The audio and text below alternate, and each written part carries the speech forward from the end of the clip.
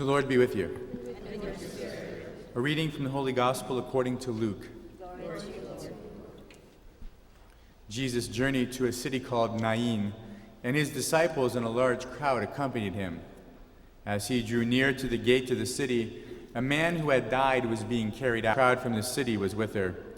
When the Lord saw her, he was moved with pity for her and said to her, "Do not weep." He stepped forward and touched the coffin.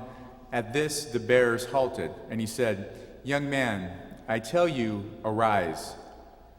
The dead man sat up and began to speak, and Jesus gave him to his mother.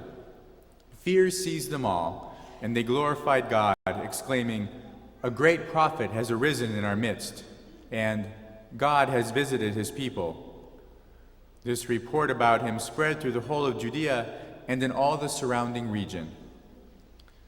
The Gospel of the Lord. Praise to you, Lord Jesus Christ.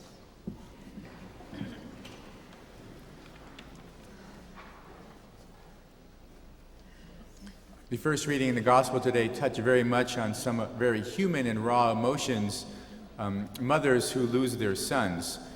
In the Gospel, Jesus sees the procession of the mother carrying the last member of her family. Her husband has passed away, carrying her only son out to be buried.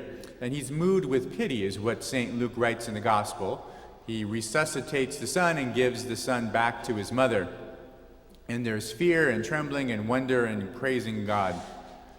But in the first reading, there's a little bit more dialogue between the man of God, Elijah, and the widow who also loses her son. As Elijah is visiting the house of this widow, she asks him, "Why have you done this to me, man of God? Why have you killed my son?" And she's even a little bit more specific. She says, have you come to my house to call attention to my guilt and to kill my son?" She's very direct and very blunt. And of course, Elijah stands in the place of God. And she's asking more or less, "So God, why have you done this to me? Why are you holding my sins against me and taking them out by killing my son?" Very common idea in Old Testament times. And maybe not such an uncommon idea today too, right? Sometimes we still have phrases and language and quick thinking about, I've done something wrong, therefore I deserve to be punished by God. Or look at the sins that I have, and that's why bad things are happening to my family. People unfortunately still think that way, that God's doing those bad things. But the point is, the widow is very blunt. Her emotions are raw and honest and very, very human. "Why have you done this to me, God? You're making me feel guilty, and because of my sins, you're taking it out on my son. You're killing the people that are close to me. Go away." Doesn't want Elijah to be there at all. "Why are you here? Why have you come to my house?" Both those mothers, in the first reading in the Gospel, are praying. It's a different kind of prayer. Maybe it's a kind of prayer that we're not used to so much, because they're not asking for anything.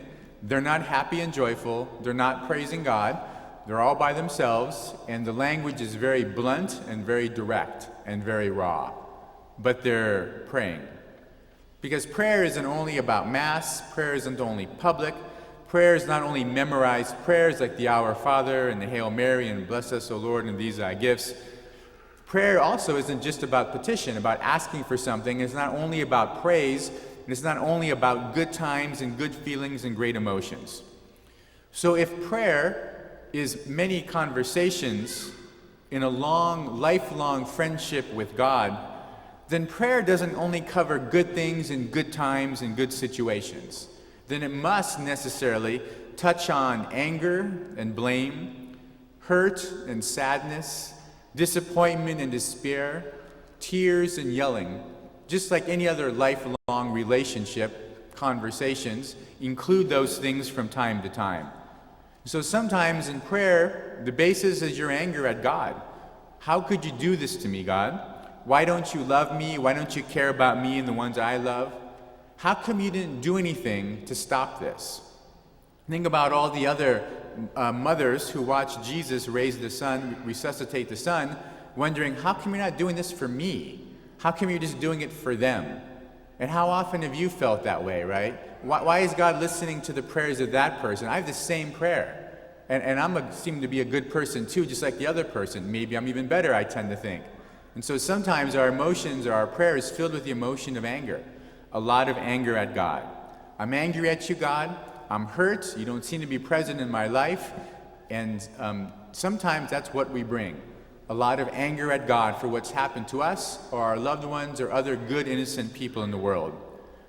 Sometimes our prayer is more touched with just deep and profound sadness.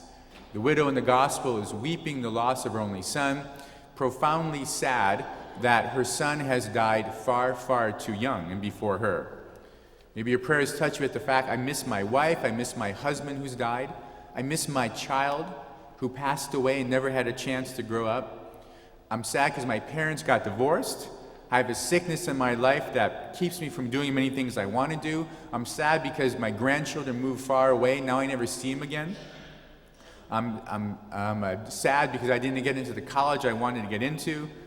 And ultimately, that's death. That's the ultimate profound loss and brings us some of the deepest sadness. But sometimes that's what is the foundation of our prayer. Just sad. Very, very sad. Can't smile, can't laugh, no joy right now, God, as I sit down to talk to you in prayer. Sometimes this extreme disappointment and despair, kind of lost all hope. My sins are overwhelming. It's too much for me to handle. I see no end to them in sight, whether they're big or small. I'm just going to be this way. Where are you, God, when I needed you the most? You didn't seem to be there. Why are you not listening to me? Are you even there, God? Do you care about me anymore? And sometimes our prayer is just touched with deep despair and disappointment. And all the other emotions that are possible as well. The negative or the sad emotions and the good ones and positive ones as well. So this kind of prayer, emotion, is kind of what you need to bring to prayer on a regular basis, is one of the main ideas with the reading.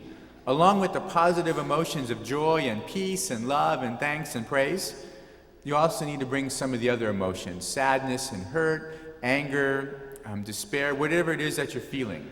Because there's ups and downs in life, all life, including the spiritual life, good feelings and bad feelings in any long-term relationship at all.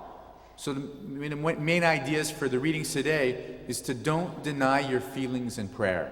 Don't try to just leave them at the door or check them and not bring them into your conversation with God. Even when your feelings are directed towards Him, it's okay to bring that in. In fact, that's the best thing to do in prayer at that time. Secondly, as you pray, you have to sit with those emotions consistently and regularly. So it's not enough to sit in prayer for 1 hour, say, I'm really, really mad at you, God, and then expect it to be better tomorrow. How often does that work with your spouse? I'm really mad with you. Let's talk for 1 hour, then it's all gone tomorrow. Does that really work when you're really mad at your spouse? Or a friend or your children or your parents? It doesn't. It takes a long time to work through that. So you need to bring your emotions consistently and regularly to prayer, and don't give up on God because you're angry with Him and it didn't go away today. It's still going to be there tomorrow, maybe next week, maybe next month, and maybe even longer. Those feelings are still going to be there. We can't expect them to go away overnight just because we mentioned them to God in prayer. So bring them on a very consistent basis. Tell God that you're angry. Tell God that you're sad, disappointed, you're hurting, whatever it is that it might be. It's like that in any of our relationships, the same with God, speaking honestly from your heart. And then finally, the third thing is, when you sit down with God in prayer and you tell Him what's in your heart, you pour out your heart to Him, you also need to listen to God too. Give Him a chance to talk. Maybe in the beginning, the first few days, you're screaming and yelling, ranting and raving, quite upset and quite sad. But eventually, give Him a chance to speak too, right? Just like you would your spouse or a friend or someone else that you're upset with. Because in the end, there's only the God who loves you. Only the God that's never hurt you, who never will hurt you, and only cares for you. Because in the end, our anger at God, it's always misdirected, right? He's done nothing to hurt you and me, nothing whatsoever. And we don't understand that in the beginning, but as time goes by, we learn to. And God needs a chance to talk as well. Maybe not so much to justify Himself, to justify His action or inaction, but God needs a chance to talk as well. And so that you see, God is the one who loves you and never hurts you. Even when He tells you no, even when He disappoints you, doesn't do what you think He should be doing, He's the one who's always there. So that as you sit with God and listen to him, your anger, your sadness, your despair, your blame, your hurt, they will be transformed into faith and peace, forgiveness and love in time. In the end, it's good for us to pray a variety of ways. We bring our prayers to God, we bring our petitions to him as well, but as we bring our memorized and rote prayers to him, but many times, and maybe more often than not, as we walk into a time of prayer with God, it's important that you bring your emotions, your feelings, whether it's directed towards God or somebody else. God can work with that. God understands that because Jesus was like us in all things but sin. He knows what it's like to feel these emotions. He meets you in prayer where you're at, whatever your feelings might be.